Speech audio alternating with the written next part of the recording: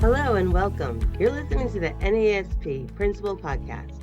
My name is Donna McGuire, and I'm a proud assistant principal of the Park Terrace School in New York City, and the moderator of NASP's Assistant Principal Community Practice.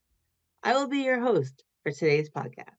We are going to be having a discussion today with assistant principals on reflecting on our roles as APs and determining if we are in the right role, in the right place, and at the right time for us. It's important to ask ourselves the question of whether we have found our happy place or if we're ready to make the transition to the principalship. Our guests will be focusing on the importance of building relationships, professional growth, and opportunities that can help develop us, especially if we're thinking about transitioning to the principalship. I'm very excited to introduce you to our guest. Our first guest is Delaney Rosenberg, and Delaney is an assistant principal at the Ellis School in Fremont, New Hampshire. And we have Shay Lewis, an assistant principal at the CREC Academy of Aerospace and Engineering Elementary School, which is really located in Rocky Hills, Connecticut. So let's get right into it and begin with our first question. Our question is going to be based on the June 2023 report conducted by the Wallace Foundation called Assistant Principal, Advancement to the Principalship, a Guide for School Districts. It highlights 6 areas to consider when identifying potential candidates for the principalship. Delaney, how should APs reflect on and grow in these areas when considering their potential for advancement? Thanks, Donna. There were 3 areas in particular that I thought were really important to focus on. So the first is that I think APs should reflect on whether their practice is in alignment to leadership standards. When we are in school training to be principals, we are introduced to a number of different standards that principals are supposed to meet. The Wallace Foundation says that several school districts use the same standards for assistant principals and principals, and they explain that there may be misalignment between the standards and the actual duties performed by APs.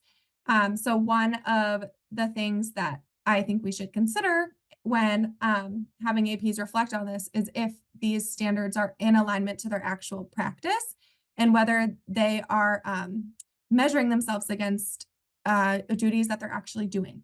So, for example, one of the duties that I don't usually see reflected in principal standards has to do with addressing discipline and communicating with parents about that discipline and the intervention in place.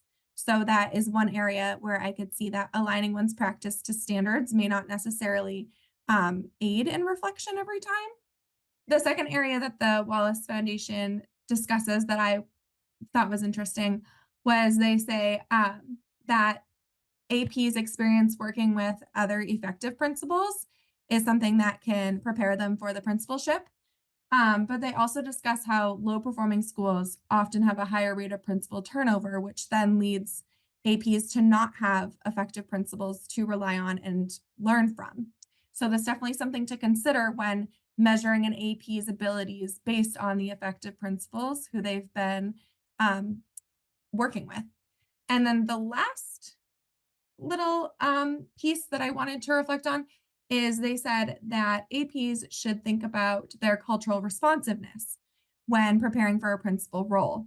And so in particular, the Wallace Foundation talks about behaviors demonstrated by culturally responsive leaders include using equity audits to measure student inclusiveness, using school data to address cultural gaps in achievement, and challenging exclusionary policies and promoting a vision for inclusive instructional and behavioral practices in the school. This is super important. They talk about utilizing that school data and analyzing those practices closely. I think this is super challenging, but making sure that we are constantly reflecting on, are we including every single child? Are our practices excluding any children? Is definitely a reflective mindset that a principal would want to have. So that was one of my favorite points. Wow, thank you, Delaney. This sounds like it really resonated with you and that you made a lot of connections to that Wallace research. So great. Shay, what are your thoughts on how should APs reflect and grow in these areas? Well, when reflecting upon the article, one area we should consider is our career goals. How do you see yourself moving forward? Do you want to continue to be an assistant principal or do you want to be a principal? If you do, you have to consider things about like how soon do you want to move into that position? Do you want to stay in the school you're in or do you want to go to a different district? And most importantly, do your missions align with the missions of the district and how can you advance those? For me personally, I see myself as being an assistant principal. Um, I love being in the day to day of things, going into the classrooms, working with the students. I run a book club, I do an intervention group. So for me, I don't want to lose that. And the higher up you go, the more removed you are from the students. Another area that's important is performance. So, like Delaney said earlier, APs who work, assistant principals who work under effective principals have a greater likelihood of being effective themselves. Um, but in order to get your performance, you have to consider things like have you been to PDs or professional learnings to advance your learning? Have you led any, professional learnings? What are your deficit areas, and what can you do to, build your capacity in those areas? And another important thing is, as an assistant principal, you want to make sure that you are engaging in as many experiences that can help you support your journey. The last area is diversity. As the evidence suggests or research says, students of color who have a leader of color, they do better in schools. We know that in the classroom, kids need to see themselves to help them grow and advance. It's that windows and mirrors, philosophy. A lot of great takeaways, Shay, and a lot of great noticings. And I agree with you on so many levels, and Delaney too. Shay, what are your thoughts on the importance of building relationships as an assistant principal and its impact on your growth? Oh, building relationships is huge. Relationships and communication are key. I find in my position that I'm kind of the bridge between the staff and the principal. I've built up those relationships with my staff, and they trust me. I have good relationships with them, and I can go to the principal and kind of soften and be the mediary if something is popping off. I if I able to, I would just like to share this quick story. When I moved into this position, it was not under the best of circumstances. And I was stepping into the assistant principalship after the previous one had passed away unexpectedly. So you're talking about relationships and communications. That was huge for me stepping into that role. And I had to let my staff know right away that I'm not trying to replace the previous assistant principal. I'm there to try to build my own path with them. I wasn't there to try to fill or replace the previous AP's shoes. I was there to form my own path with them and have new experiences with them. And I acknowledged that, he was great, but I can, be there to support and help get you through this difficult time. And we have great relationships at my school. The culture and the climate are great. Shay, thank you for sharing that story and your insight. Delaney, can you please share your thoughts on the importance of building relationships as an AP? Yeah, so Shay actually brought up a really good point that reminds me of conversations with parents and how those have helped me grow, not only as an assistant principal, but as a parent myself. While I was in my first year as an assistant principal, I started realizing that I thought my son had a disability. And while I was going through that process and the special education process, I also simultaneously was having conversations with parents of my students about them going through the same thing. And I felt that this really made me stronger as a leader, that I was able to empathize with parents and able to form those relationships that were even stronger because of my personal experiences as a parent. So similarly, when we're going through changes in life and we have such a people person role as an assistant principal, these relationships are crucial when it comes to doing our job effectively, whether that's with teachers, with students, or with parents. Uh, Delaney, I really appreciate you sharing your story as well. And it really hits home that we're not just assistant principals, we're people, we're humans. And there's the human factor, there's the trust, the relationships, it's all very important, right? And it is a two-way street. Delaney, um, let's talk about opportunities you have sought outside structured district programs that have helped your career advancement. So one of the first things that I did when I became an assistant principal was I joined NAESP. And then shortly thereafter, the next year, Donna, you started this Communities of Practice group, which is where I met all of you. And the Communities of Practice group lets me seek help and guidance and camaraderie from people who are in the same position as I am. It's very rare in the district that I am in to have somebody else in my shoes because I'm in such a small district. I'm the only assistant principal in my district. So it was really, really important to me to be able to find and learn from other APs. And I love the fact that our group has APs from all over the country because we all have different experiences and different insights that we're able to provide to each other.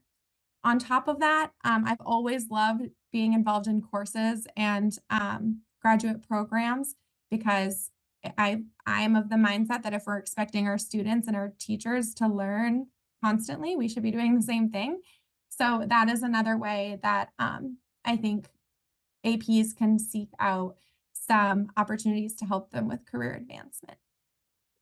Delaney, thank you for that. The community practice has helped me a great deal as well. I love meeting people from around the country, and regardless if we're from a city school, a suburban school, a rural school, small, large, a seasoned AP, a brand new AP, we all come together, share the stories, figure out problems of practice. And really, our community has grown leaps and bounds. And it's just because of the people like you that are in it and Shay, right? So totally appreciate that. Shay, can you share with us what opportunities have helped you?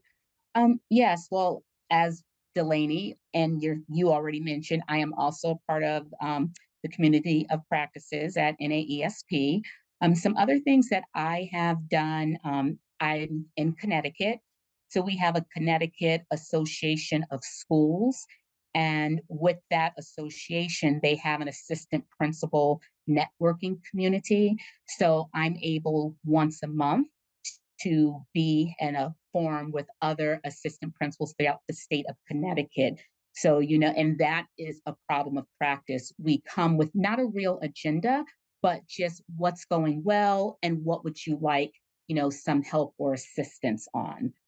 I've also um, I also have a thought partner in another district. My sister-in-law and I graduated at the same time and started in this role together. So she's my thought partner and we bounce ideas off of each other. I've also gone to webinars, but I think one of the biggest things, the most important things that I've done on my own was attend Principal Kafali's Assistant Principal and New Principals Academy. It airs every Saturday at 11 o'clock, and it's just amazing, principals and assistant principals throughout the world, that log on, and he, just enriches us with some nuggets. That is wonderful, Shay. Thank you for sharing with us. Now, I would like to ask, what advice would you give to someone looking to step into the role of an assistant principal, or conversely, those seeking to move from assistant principal to the principal role? And Shay, I'll start with you. My biggest advice would be to put yourself in some leadership positions. For me, I was a union rep. I was also the union secretary. That was, out of anything that I've ever done, that was the most helpful because I've seen it from both sides as a teacher and as a leader. So that has been, as I like to say, my saving grace. Um, Also, you need to attend PDs, build a network, get a mentor, and continuously seek opportunities to grow. That's as an assistant principal. If you want to move from assistant principal to principal, you want to learn as much as you can, in those leadership roles, learn as much as you can from your principal. Be a sponge and soak it all up.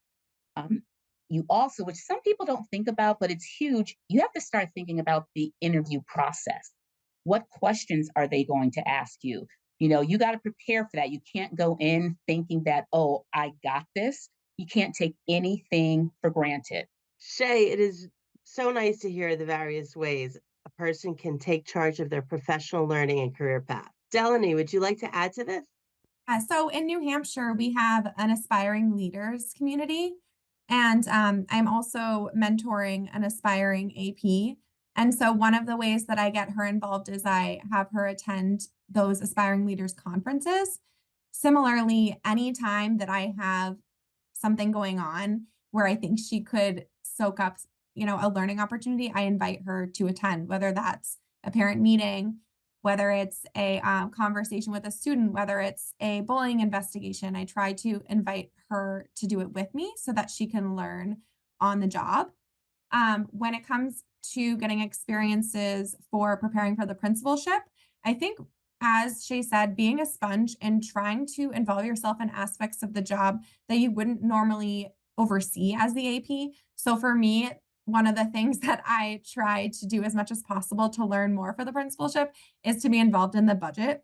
When it comes to the financial aspects of the school, I know in my district, the AP is not usually involved. So I try to learn as much as I can about those processes.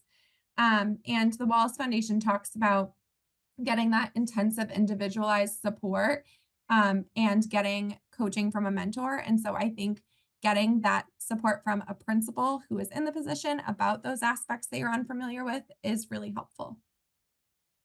Thank you. I really could take away from both of you that in order to grow, you have to be out of your comfort zone, throw yourself in it, and also help others. Because when you help others, you're also helping yourself to learn, right? So, Delaney, what are the benefits of staying where you are as an assistant principal? And what does career advancement look like if you want to stay in the assistant principal position? Great question. So, one of the things that I always say is, well, one of the reasons why I worry about moving into the principalship is the further up the ladder you get, the further away from students you get. And so I think that is definitely something that is a benefit to staying in the assistant principal position is, as Shay said, you get to stay in the classrooms, you get to work closely with teachers, and you really get that relationship building part of the job just because, it's inherent in our responsibilities as APs. You're also able to, for me, one of the reasons why I consider staying in the AP role is because I feel comfortable and competent, just like when I was considering transitioning from a teaching position, there is something to be said for, mastering and being proficient in a role and wanting to stay in that position rather than moving up constantly. And then when we're talking about opportunities for career advancement, if you would like to stay in the assistant principal position, I think there are multiple different types of APs. Like you could have a specialized dean position. Like there are some positions nearby that are deans of faculty where you're just working with teachers and really honing in on that instructional piece and that coaching piece. There are some positions that are more specialized where you're working on curriculum in particular, or you're working with student life in particular. And I also think that a great way to lead as an AP is to share your learning with others. So right now I'm taking a course about how to teach English language learners. And through that course, I am creating training for my staff about some of those techniques that they could use in their teaching. So through those leadership opportunities and teaching opportunities, you get to take on different roles as an AP too. Thank you, Delaney, for sharing that and mentioning that as assistant principals, we can grow in areas of expertise, and that in each school, you may have different expertise needed, right? Depending on whether it's for English language learners or maybe younger ones, disciplines, STEM. It really can be the gamut. And you don't have to just specialize in one. And when you're really competent and enjoying what you're doing, sometimes it's tough to make that leap because you really are enjoying that satisfaction of the school, right? So thank you for sharing your thoughts. Shay, what do you believe are the benefits of sticking around where you are? As Delaney said, specializing in one area, that's one of the biggest benefits. But also for me, I like to have a home home life, work life balance. And I feel in my position, I'm able to have that more than my principal does. Um, I know on the weekends, she is, responding to emails, taking calls, and things like that. And I don't necessarily have to do that. I can actually put it on the back burner and wait until Monday when I come in and have that time with my new grandson, who I just love dearly. Um, Also, there's fewer responsibilities, as an assistant principal. And for me, I love to help my principal grow, and I love being a support to my principal. Um, and like I mentioned earlier, what I still love having an effect on students and working with them in small groups, co-teaching with teachers, whatever the case may be. I still like to have my hands in the classroom so that I never lose touch with what my teachers are going through. And that to me is one of the biggest benefits of staying in this role. Thank you, Shay. This has really been an awesome podcast. I don't know what more to say, but thank you, thank you, thank you. And thank you for joining us and sharing your perspectives on the role of assistant principal, especially as it pertains to whether it is the right position at the right time for us and the importance of deciding if it's the time now to move on to a further school leadership position, right? I'm sure our audience are going to take your tips and advice, as well as look up the Wallace research on assistant principal's advancement to the principalship. Thank you for mentioning that. And again, thank you for being with us today.